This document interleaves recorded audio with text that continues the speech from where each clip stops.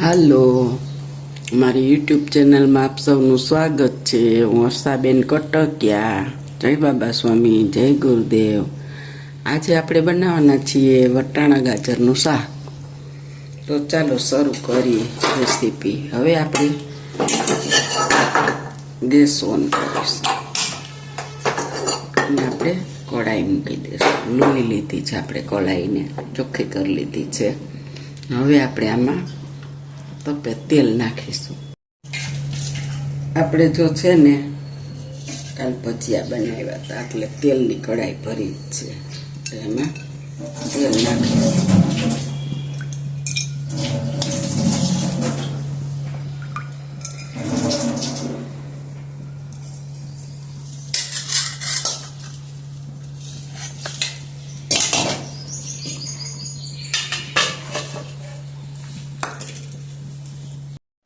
આપણું તેલ આવી ગયું છે, રૂવાળાની કરવા માંડ્યા. હવે આપણે એમાં નાખશું જીરું અને એક જરી કચરાઈ નાખવાની છે.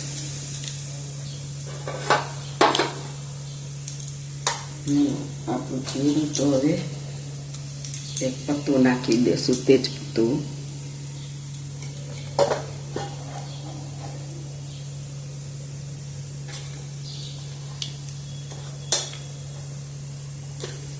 હવે આપણે આની અંદર હિંગ નાખી. હિંગ થોડી વટાણા છે ને એટલે આપણે ચડિયાથી રાખીશું. અને હવે આપણે આની અંદર આદુ, લસણ, મરચાંની દરદરી પેસ્ટ,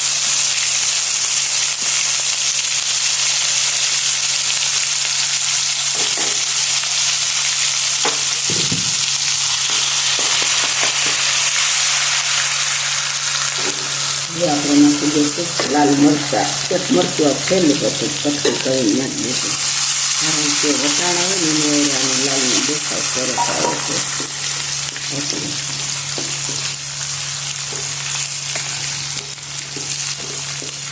હવે આપણે આની અંદર નાખી દેવાના છે વટાણા.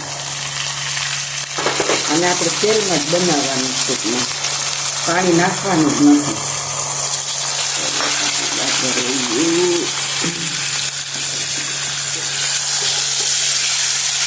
હવે આપણે એને થોડીક વાર તેલમાં સતડાવા દઈશું. આની અંદર આપણે સ્વાદ અનુસાર નિમક નાખીશું.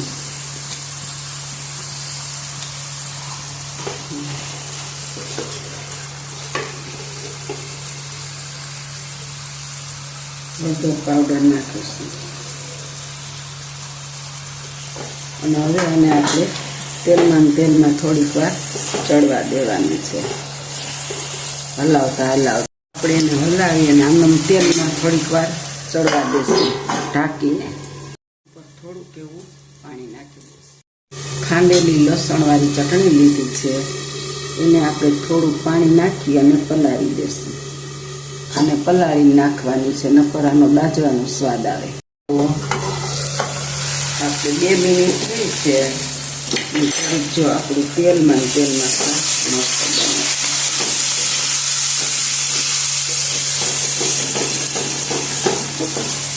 આપણે આ વટાણાના તેલમાં જ બફાવા દેવાના. થાળી ઢાંકી દીધી. આપણે શાકમાં હળદર તો નાખી દીધી છે, ચટણી પલાળી છે. હવે આપણે એમાં મસાલામાં ધાણા જેવું પાવડર એ પલાળી દેવાનું. એટલે આપણો મસાલો છે ને એ દાજે નહીં. આ નાની ચમચી છે એટલે મોટી 1 ચમચી. જો હવે આપણે ફરીથી શાકને થોડુંક હલાવી લઈશું. આપણે તેલ જાડું નાખ્યું છે. આ શાક છે ને તેલમાં જ બને છે. મસાલા પૂરતું આપણે પાણી નાખીશું.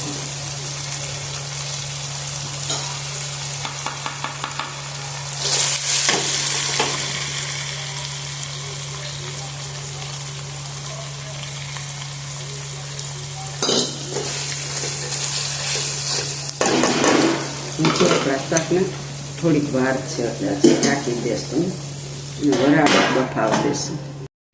હવે તો આપણે પાછું એમાં જરીક પાણી તો નાખ્યું હતું. હવે જો પાણી તો એવું હતું ને એ બધું બળી ગયું હતું. હવે આપણે પાછું જોઈ શાકને જો મસ્ત આપણું શાક હવે ચડી રહેવા આવ્યું એવું દેખાય છે 100%. જો તમે વટાણા જોઈ શકો છો, હું નજીકથી દેખાડું, એકદમ ફૂલી ગયા છે ને ગાજર આપણું મસ્ત હાવ ચૂંદાઈ જાય. આ વટાણી હાવ ભાંગી જાય, મસ્ત શાક થઈ ગયું છે. હવે આપણે આની અંદર આ પલાળેલો મસાલો નાખી દેવાનો. આથી લસણવાળી ચટણી અને ધાણા જીરું આપણે હળદર મીઠું તો નાખી દીધા હતા. હવે આપણે એને થોડીક વાર હલાવીને પકવી લેશું. હવે આપણે આની અંદર નાખશું દેશી ટમેટા.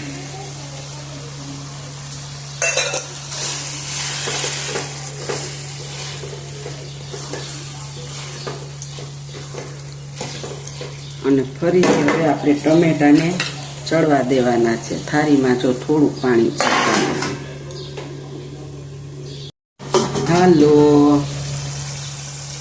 જો આપણે ટમેટા નાખ્યા એટલે ખાટું તો શાક થશે, એટલે આપણે થોડી દળેલી ખાંડ નાખી દઈશું.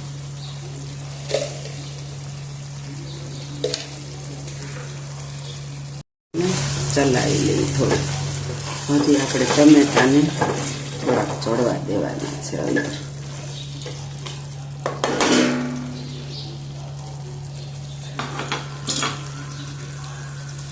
અને મીઠે થોડું કેવું મોરું લાગે છે એટલે આપણે થોડુંક નિમક નાખી દઈએ અને થોડીક વાર ટમેટાને ચડવા દેશું. હવે આપણે શાક જોઈ લઈએ. જો આપણું શાક ચડી ગયું છે અને હવે વટાણા છે એટલે થોડુંક આ ટમેટાનો જ રસો છે અને આપણે તેલમાં ચોળવું છે. અને હવે આપણે આને ગેસને બંધ કરી દઈશું. આપણું શાક બહુ મસ્ત ચડી ગયું છે. જો હું તમને દેખાડું, વટાણું એકદમ ચડી ગયું છે. ગાજર તો હાવ પાણી થઈ ગયા છે. અને હવે છે ને લીલું લસણ હોય ને તો ન ખાય, પણ અત્યારે મારી આગળ લીલું લસણ નથી તો મેં 5 કળી સુધારી ઝીણી આપણે ઉપર છાંટી દઈશું.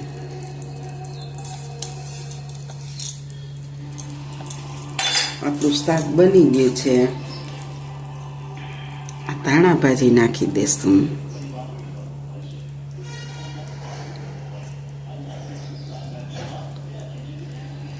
અને સુગંધ તો એટલી આવી રહી છે. આપણે ગરમ મસાલો તો વાપરતા નથી, તમને ખબર છે. આપણે ગરમ મસાલો નાખ્યો નથી અને આપણું શાક થઈ ગયું છે. માથે આપણે જરીક એવી સેવ છાંટી દઈશું. જો તમે જોઈ શકો છો આપણું વટાણા ગાજરનું શાક તૈયાર છે. જો મારી આ રેસીપી સારી લાગે તો લાઈક કરજો, શેર કરજો, બેલ લાઈક બટન દબાવવાનું ભૂલતા નહીં અને ચોક્કસથી બનાવજો. આપણે કોઈ એવી વસ્તુ નથી કે લીલું લસણ નાખું, લીલી ડુંગળી, આપણા ઘરની અંદર જે મસાલા છે ને એનેથી જ બનાવ્યું, પણ શાક 1 નંબર ટેસ્ટી. તમે બનાવજો, પછી મને કોમેન્ટમાં લખજો ખરેખર બહુ મસ્ત બને છે. આવજો. જય બાબા સ્વામી, જય ગુરુદેવ. લાઈક કરજો, શેર કરજો, બેલ લાઈક બટન દબાવવાનું ભૂલતા નહીં.